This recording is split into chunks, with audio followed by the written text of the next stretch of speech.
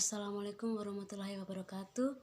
Perkenalkan, nama saya Asrila Klamriati, NIM 20311051, Prodi Pendidikan Biologi.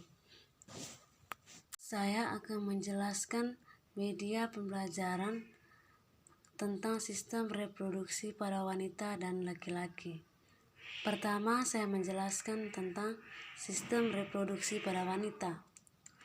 Bagian tubuh yang termasuk organ dalam utama wanita dari sistem reproduksi wanita adalah vagina dan rahim. Sebagai wadah dari air mani dan ovarium, tempat untuk menghasilkan sel telur.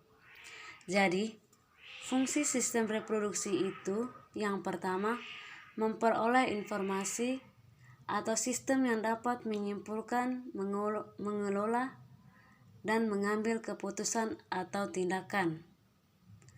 Yang kedua, menghasilkan output dalam bentuk produk, layanan, atau hasil yang diinginkan untuk mencapai tujuan.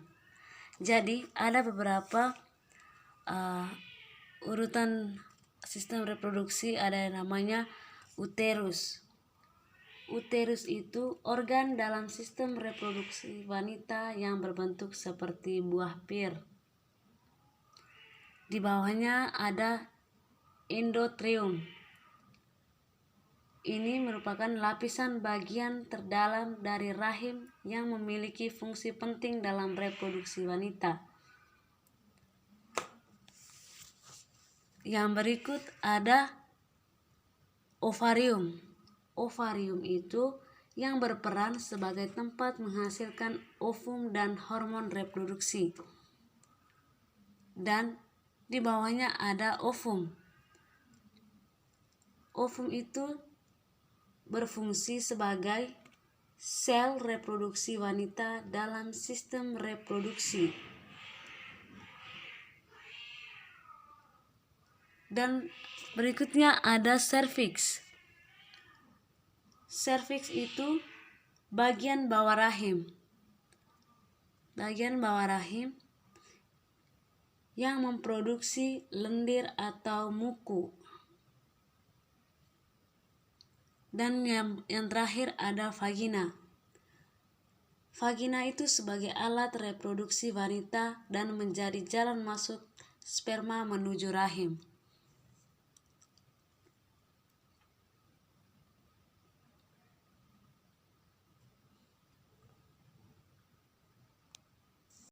Baik, saya akan melanjutkan penjelasan tentang sistem reproduksi pada pria. Yang pertama, sistem reproduksi pria terdiri dari dua bagian utama, yaitu testis sebagai tempat sperma diproduksi dan penis sebagai alat reproduksi pria yang berfungsi sebagai sistem reproduksi pria terdiri dari organ-organ yang berfungsi untuk mendukung kelangsungan reproduksi. Ada beberapa urutan bagian-bagian sistem reproduksi pada pria. Yang pertama, bagian kiri ada yang namanya ureter. Ureter itu berfungsi sebagai saluran yang mengalirkan urin dari ginjal ke kandung kemih. Yang kedua, ada vas deferens yang merupakan tabung panjang yang menghubungkan epididymis ke saluran kemih atau uretra, yang fungsinya untuk menyalurkan sperma yang sudah matang. Yang berikut ada yang namanya seminal site. Ini merupakan organ untuk memproduksi dan menyimpan cairan yang nantinya akan menjadi air mani. Di bawahnya ada lagi yang namanya prostat. Prostat itu untuk menghasilkan air mani, memproduksi hormon, dan mengatur aliran urin. Ada lagi yang namanya di bawahnya testis. Testis itu untuk memproduksi sperma dan hormon testosteron. Di bawahnya ada lagi yang namanya uretra.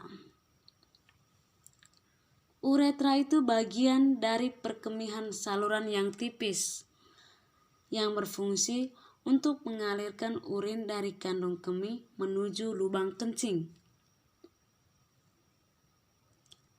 Dan yang bagian kanannya ada yang namanya epididymis. Ini berfungsi sebagai transportasi sperma, konsentrasi perlindungan, dan penyimpanan sperma. Epididymis ini juga bisa disebut sebagai tabung panjang melingkar, seperti ini.